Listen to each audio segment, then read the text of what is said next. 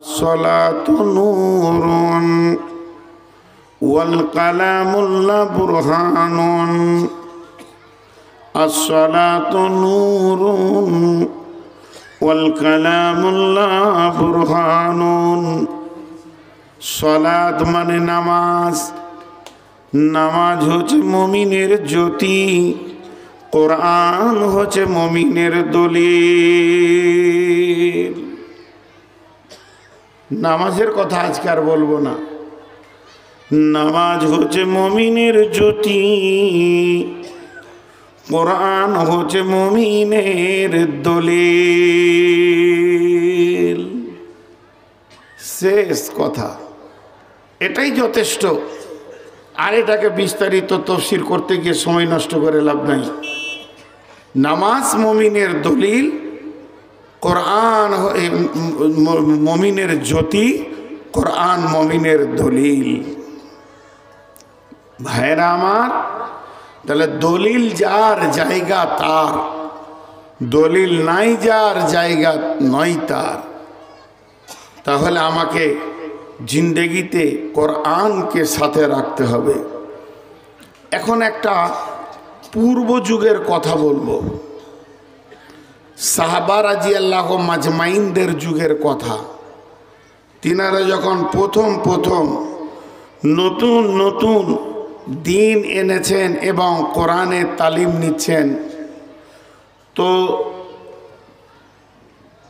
কাফির মুশরিকেরা যারা নিজেদেরকে বড় বুদ্ধিমান যুক্তিবাদী বলে মনে করত এ যুগেও কিছু আছে ওই রকম নাস্তিক যারা আলেম ওলামাকে হেয় প্রতিপন্ন বা যারা দিন শরীয়তের উপরে চলে তাদেরকে হেয় প্রতিপন্ন নজরে দেখে তা তাদের কথা বলার পেছনে একটা যেন তুচ্ছ তাচ্ছিল্যর ভাব থাকতো কেমন ওই শোন কথাটার ভিতরে তুচ্ছ তাচ্ছিল্য সাহাবীদেরকে বলতো ওই শোন দিয়ে বলতো তোরা কি করিস প্রশ্ন দেখেন সাহাবীরা উত্তরে বলতেন কোরআনে যা আছে দলিল কেমন মিলছে তোরা কি করিস কোরআনে যা আছে যদি ওরা প্রশ্নটা এরকম করতো রে তোদের কোরআনে কি আছে উত্তর আসতো আমরা যা করি তাই আছে দেখেন তোরা কি করিস বলে কোরআনে যা আছে যদি প্রশ্নটা কোরআনকে নিয়ে আগে করতো তোদের কোরআনে কি আছে এরা উত্তর দিতেন আমরা যা করি তাই আছে এখানে যতগুলি মুসলমান আমরা বসে আছি কোরআনের সঙ্গে জিন্দেগিটা একবার মিলাই যদি এখানে কোনো এক নাস্তিক ইহুদি নাসারা এসে বলে মেহমান হতে গেলে কোনো ডিগ্রি কোয়ালিফাইড লাগে না বিশ্বনবীর ঘরে ইহুদি মেহমানও সম্মান পেয়েছেন তাক ইহুদি এসছেন আমাদের মেহমান পাশে বসে আছেন বলছে আমাকে একবার মাইকটা দেন দিলাম এতগুলি লোক বসে আছে ইহুদি প্রশ্ন করছে আপনারা কি করেন কি বলবেন আপনারা কি করেন কি উত্তর দেবেন কোরআনে যা আছে মিলবে জোরে বলেন মিলবে এতগুলো কথা হ্যাঁ না বলে না মিলবে আমাদের আচরণের সঙ্গে কোরআন মিলবে কার মিলবে উঠে দাঁড়ান সাহাবীরা কোরআনকে নিজের জীবনের দলিল করে নিয়েছিলেন যদি এরকম প্রশ্ন করে ও ফতেপুরের লোক তোমাদের কোরআনে কি আছে বলে আমরা যা করি তাই কোরআনে আছে এটা তো মিলবে না ওটা তো মিলবে না তাহলে কি আমরা মুসলমান কি মুসলমান নয় কোরআন আমাদের রিজাল বর্ণনা করবে দলিল মিলছে না, আমার চলা ফিরা উঠা বসা লেনদেন খাওয়া দাওয়া কোরআনের সঙ্গে জিন্দেগি মেল নাই, তাহলে কি আমি মুসলমান? একটু ভাবি, কিঞ্চিত পরিমাণ ভাবি, বেশি ভাবতে বলিনি। আমার জিন্দেগিতে কোরআনের সঙ্গে একটা দিন মিলছে না, একটা সপ্তাহ তো দূরের কথা, একটা মাস মিলছে না, একটা বছর মিলছে না, জিন্দেগি তো দূরের কথা। এর নাম দলিল। ভাইরা আমার, আল্লাহ তাবারক ওয়া তাআলার নবী বলেন, তোমাকে কোরআনকে জিন্দেগির সঙ্গী বানাতে হবে। ওয়াল ফুরকান ওয়াল কালামুল্লাহ বুরহানুন, আল্লাহর কালাম কোরআন তোমার জীবনের দলিল হবে। পৃথিবীতে চলবে কেমন করে? কোরআন বলেছে যেমন করে। পৃথিবীতে উঠা বসা লেনদেন কেমন হবে? যেমন কোরআন বলেছে ওই রকম হবে। যেটা কোরআন মানা করেছে ওই দিকে আমাকে পাওয়া যাবে না, যেটা কোরআন গ্রহণ করেছে সেটা আমার ছাড়া যাবে না। অতএব আমার আল্লাহ বলছেন যে তোমাদেরকে আমি প্রকাশ্য দলিল দিলাম। এই দলিলটার নাম হচ্ছে কোরআন।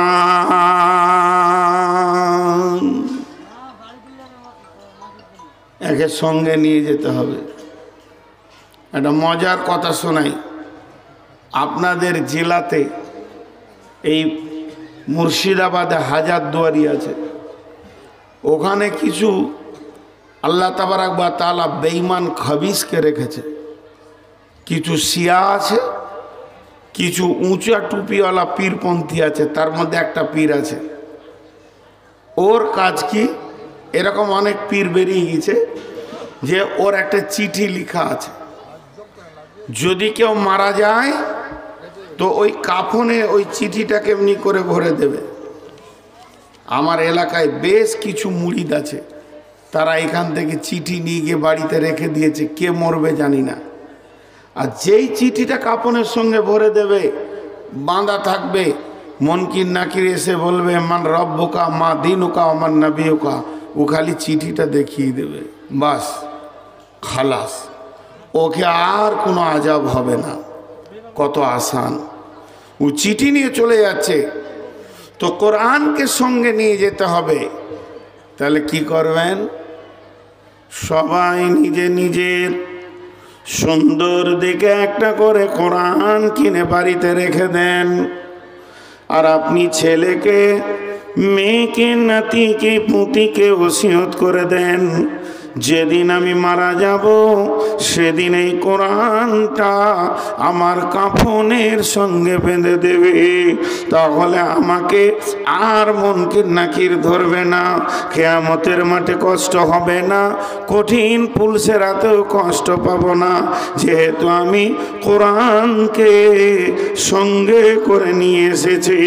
আর আল্লাহর নবী বলেছেন আল কালামুল্লাহ বুরহানুন, কালামুল্লাহ মানে আল্লাহর কালাম, কোরআন শরীফ, এটা তোমার জন্যে দলিল।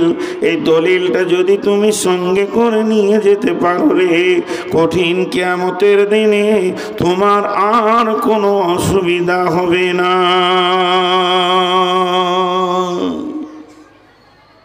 আমি তো কোরআন নিয়ে এসেছি। জি না, এটা ব্যাখ্যা বোঝার ভুল হয়ে গেছে, ব্যাখ্যা বোঝার ভুল হয়ে গেছে। ওইভাবে নিয়ে যেতে বলেনি, ওইভাবে নিয়ে যেতে বলেনি, ওইভাবে নিয়ে যেতে বলেননি। একটা ব্যাখ্যা ভুল কি? আল্লাহ কোরআনে বলছেন কাদ আফলাহা মান যাক্কাহা ওয়া কাদ খাবা মান দাসসাহা। 11টা কসম খাওয়ার পর বলছেন قد أفلح من زكاها وقد خاب من دساها। যে লোকটা নাপাক থাকবে ওই লোকটা ফেঁসে যাবে, যে লোকটা পাক থাকবে ওই লোকটা বেঁচে যাবে, যে লোকটা পাক থাকবে ওই লোকটা বেঁচে যাবে, যে লোকটা নাপাক থাকবে ওই লোকটা ফেঁসে যাবে। অর্থাৎ কিয়ামতের মাঠে যে লোকটা পবিত্র থাকবে ওই লোকটা বেঁচে যাবে, আর যে লোকটা নাপাক থাকবে ওই লোকটা ফেঁসে যাবে। তাহলে সাবান দিয়ে গোসল করে নিলাম, ছেলে মেয়েকে বলে দিব বাবারে যেদিন আমি মারা যাব ভালো করে আমাকে পাক করিয়ে দিও বাবা, যেন গায়ে না ময়লা থাকে। আমার আল্লাহ বলেছেন কদ আফলাহা মান যাক্কাহা ওয়া কদ খাবা মান দাসাহা। পবিত্র ব্যক্তি বেঁচে যাবে আর নাপাক ব্যক্তি ফেঁসে যাবে। ওর ব্যাখ্যা বুঝেছে ওই সাবান দিয়ে ধুতে হবে, কিন্তু আমার আল্লাহ বলেছেন না, আমি এ কথা বলছি না। পৃথিবীতে যে হারাম খাবে না, হারাম লাইনে চলবে না, নেগেটিভ কোনো কাজ করবে না, শিরক বিদআত করবে না, অর্থাৎ জীবনটাকে যে পাক রাখতে পারবে গুনাহ থেকে ও বেঁচে যাবে। আর যার গায়ে গুনাহের ময়লা লেগে যাবে ওই লোকটা ফেঁসে যাবে। তেমনি কোরআনকে সঙ্গে নিয়ে যেতে বলেছেন, তার মানে এই কাগজের কোরআন নয়, ছাপা কোরআন নয়, আমার মাথা থেকে পা পর্যন্ত কোরআন আমলের ময়দানে থাকবে। আমার চোখের ব্যাপার আল্লাহ বলেছেন কুল্লিল মুমিনুনা ইয়াগুযুনা মিন আবসারিহিম, মেয়েদেরকে বলেছেন কুল্লিল মুমিনাতি ইয়াগুযুনা মিন আবসারিহিন্না। হে পৃথিবীর মহিলারা তোমরা নজরকে নিচে করে চলো, পুরুষেরাও তোমরা নজরকে নিচে করে চলো। আল্লাহ তাবারাক ওয়া তাআলা চোখের ব্যাপারে দিয়েছেন, এটাকে মেনে চলতে হবে। সব জিনিস শোনা যাবে না, গান বাজনা শোনা যাবে না, কানকে তা থেকে হেফাজত করতে হবে। আল্লাহ যেটা ধরতে বলেছে তার গায়ে তুমি হাত দেবে, বিবিকে তুমি ধরবে, শালিকে ধরবে না। অতএব হাতের আমল তোমাকে কোরআনের উপরে করতে হবে। ওয়ালা তাকরাবুল ফাওয়াহিশা মা যাহারা মিনহা ওয়া মা বাতান, যেখানে গোপনে প্রকাশ্যে গুনার কাজ চলছে ওই জায়গায় তোমার পা যাবে না, ওই জায়গায় তুমি দাঁড়াবে না, তাহলে ওই জায়গাকে পা থেকে হেফাজত করতে হবে। আল্লাহ তাবারাক ওয়া তাআলা বলেছেন খবরদার মদ পান করিও না, মদ থেকে জীবকে হেফাজত করতে হবে। তার মানে আমার গোটা বডিটা যেন ওয়াইদা কুলতুম ফাদিলু ওয়ালাউ কানা দা কুরবা, যখন তুমি কথা বলবে তো ইনসাফের কথা বলবে, যদিও তোমার নিকট আত্মীয় হয়। তার মানে আমার চোখ, আমার কান, আমার জিভ, আমার দিল, আমার মাথা, আমার হাত, আমার পা যেন কোরআনের দলিলের বাইরে চলবে না।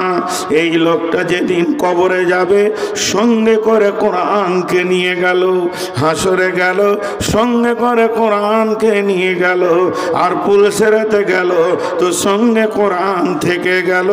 এই লোকটা বলবে আল্লাহ জান্নাত আমার, যেহেতু আমি দলিল সঙ্গে এনেছি।